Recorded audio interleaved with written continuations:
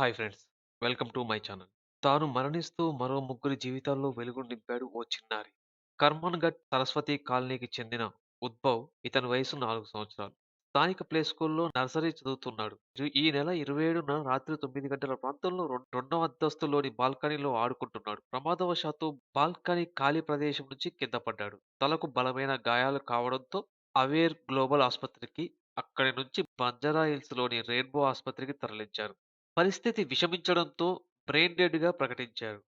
వైద్యులు ఉద్భవ్ తల్లిదండ్రులు రమణి, నరసింహారెడ్డికు అవయవ దానంపై అవగాహన కల్పించారు. దీంతో వారు అవయవాల దానానికి అంగీకరించారు.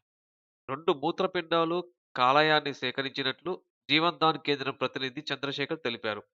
ఒక మూత్రపిండాన్ని, కాలేయాన్ని అపోలోకు అందజేసినట్లు ఆయన తెలిపారు. ఎంతో మంచి పని చేసిన ఈ తల్లిదండ్రుల్ని చాలామంది మెచ్చుకున్నారు. అలాగే మనలో చాలామందికి అవయవ దానాల గురించి తెలియదు. ప్లీజ్ అందరూ అవయవ దానాల గురించి తెలుసుకొని, వారి యొక్క అవయవాలను వారి చనిపోయిన తర్వాత వేరేవారికి ఉపయోగపడేటట్టు చేయవలసిందిగా ప్రార్థన. మరొక్కరి జీవితాల్లో వెలుగులు నింపాలని ఆశిస్తూ స్టే ట్యూన్ అవర్ ఛానల్.